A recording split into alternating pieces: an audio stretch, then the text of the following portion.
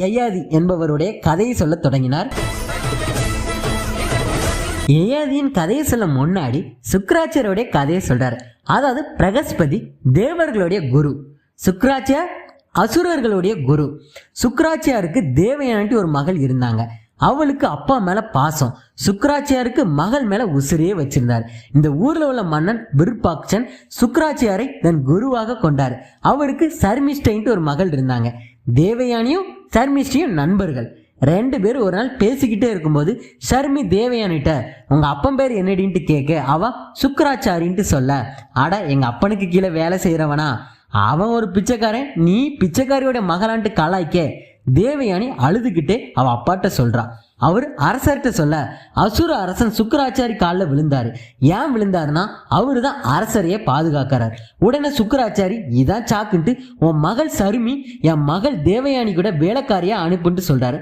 அவரும் அப்படியே செய்யறாரு. இந்த சண்டை அப்படியே போயிட்டு இருக்க பிரகஸ்பதி கீழே இருக்கிற சீடன் கசனை இந்திரன் கூப்பிட்டு, நீ கெட்டிக்காரன், நைசா சுக்கிராச்சாரியிடம் போய் அவரு கூட எப்படியாவது சேர்ந்து சஞ்சீவினி மந்திரத்தை மட்டும் எப்படியாவது தெரிஞ்சுட்டு வந்துட்டு அனுப்பி வைக்கிறார். அவன் தேவையான மயக்கின அந்த மயக்கில அன்பு மலை, அவன் காதல்ல மயக்கி அவர்கிட்ட சீடனா சேர்ந்தார்.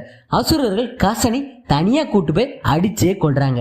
தேவயானி பதறி போய் அப்பாட்ட சொல்ல, அவர் சஞ்சீவினி மந்திரத்தை உச்சரித்து அவனை காப்பாத்துறாரு. மறுபடியும் அசுரர்கள் கொள்ள அவன் திரும்பவும் காப்பாத்தி உயிர் பிடித்தான். அசுரர்கள் இது சரிபட்டு வராதுன்ட்டு அவனை கொன்னு அவனை எரிச்சு சாம்பலாக்கி அந்த சாம்பல்ல மதுல கலந்து சுக்கிராச்சாரியிடம் மது குடிக்க நேரம் அந்த குடுவேல வச்சுட்டாங்க. தேவயானி கசனை தேடுறா. அப்புறம் அப்பாட்ட சொல்றா.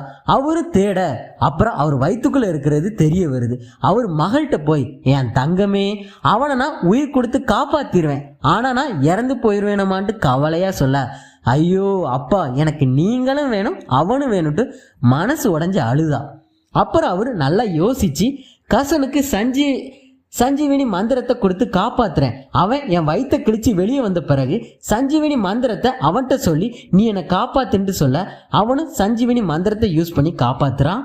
தேவயானி கசனை திருமணம் செய்ய சொல்லி வற்புறுத்த, உன் தந்தை வயிற்றிலிருந்து வந்தவன் நான், உனக்கு சகோதரன் முறை, அதனால் உன்னை திருமணம் செஞ்சுக்க முடியாதுன்ட்டு சொல்ல, அவனும் அதுவும் சரிதான்ச்சு ஏற்றுக்கொள்றா. தேவயானி மேல உள்ள கோவத்துல இருந்த சர்மிஷ்டை ஒரு பாலம் கிணத்துல தள்ளி விடுறா. அப்புறம் அங்க வந்த யயாதி கிணத்துல சத்தம் கேட்குதுன்ட்டு பார்த்து அவளை காப்பாத்துறாரு. அவ என் உயிரை காப்பாத்துன, நீங்க தான் என் கணவன், என்னை கல்யாணம் பண்ணிக்கோங்கன்ட்டு சொல்ல, அவனும் சுக்கிராச்சாரிய மகள்னால கல்யாணம் பண்ணிக்கிறான். தேவயானிக்கு ஆண் குழந்தை பிறக்குது. இதை பார்த்த சர்மிஷை எனக்கு ஒரு குழந்தை இல்லையேன்ட்டு யயாதி வனத்துல தனியா இருக்கும்போது சந்திச்சு நம்ம ரகசியமா கள்ளக்காதல் பண்ணுமான்ட்டு சொல்லி 2 பேர் உடலால இணைகிறாங்க. இதுல ஒரு ட்விஸ்ட் என்னன்னா, தேவயானிக்கு 2 குழந்தை, ஷர்மிக்கு 3 குழந்தை, பொண்டாட்டிக்கு 2, கள்ள பொண்டாட்டிக்கு 3 விளங்கும். கடைசியா பொண்டாட்டிட்ட கையங்காலமா மாட்டிக்கிறான். இந்த விஷயம் தெரிஞ்ச தேவயானி அப்பா கோபம் தாங்காம, யயாதி உன் காமத்திற்கு முற்றுப்புள்ளி வைக்க உனக்கு முதுமை வந்து சேரட்டும், இந்த நேரமே நீ கிழவன் ஆவாயின்ட்டு சபிச்சு கிழவனாக்குதார். அவன் அழுது இதுக்கு மாற்று உண்டான்ட்டு கேட்க, இன்னொருவன் மனப்பூர்வமாக உன்னுடைய முதுமையை ஏற்று தன் இளமையை தருகிறானோ அவனுக்கே உன் முதுமையை கொடுத்துட்டு நீ இளமையே வாழலான்ட்டு சொன்னார். உடனே அவன் தேவயானி 2 பையன்ட்ட கேட்க அவனுங்க முடியாதுன்ட்டு சொல்ல, ஷர்மி பையன்ட்ட கேட்க 2 பேர் முடியாதுன்ட்டு சொல்லி திட்டி விடுதானுங்க. கடைசி மக அப்பாவுக்காக பாவப்பட்டு அவன் இளமையை அவர்கிட்ட கொடுத்து அவர் முதுமையை இவன் வாங்கிக்கிறான். இளமையும் முதுமையும் இடம் மாறின.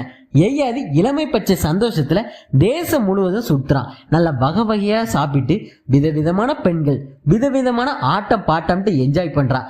ஆனாலும் என்ன செஞ்சாலும் அவனுக்கு மனசு திருப்தியாவே படல. அதனால யயாதி அவன் பையன்ட்ட போய், ரொம்ப நன்றி மோனே, ஆனா எனக்கு இளமை தேவையில்லை, நீயே எடுத்துக்கொண்டு திரும்பவும் இளமையும் முதுமை இடம் மாறின. இதுல ஒரு விசித்திரம் நடக்குது. புரு 50 வருஷம் கழிச்சு இளமை அப்படியே இருக்கு. எல்லாருக்கும் வயசாயிட்டு அவங்க அம்மா மரண படுக்கையில இருக்காங்க. அவங்க வளர்த்த குதிரை இறந்துருது. பேர குழந்தைய பார்த்துட்டான். அப்பாட்ட போய், அப்பா இது சாபமா இல்ல வரமா? அப்பா, நீங்கள் எனக்கு பெரிய வரம் கொடுத்திருக்கீங்க, என்னை விட சிறந்தவன் இந்த உலகத்தில் உண்டோ என்று தந்தையை வணங்கினான் புரு. மகாபாரதத்தில் சொல்லப்படுற அற்புதமான கதை இது. ஒரு தருணம் உங்களை குருவாக நினைத்துக் கொள்ளுங்கள். உங்களது வயது 16, 50 வருடம் கழித்தும் உங்கள் வயது 16. அதே நேரம் முதுமையை பற்றி உங்களுக்கு முழுவதும் தெரியும் என்றால், இதை யோசிக்க முடியும் என்றால் நீங்கள் ஞானத்தின் வாசலை திறந்து விட்டீர்கள் என்பதே அர்த்தம்.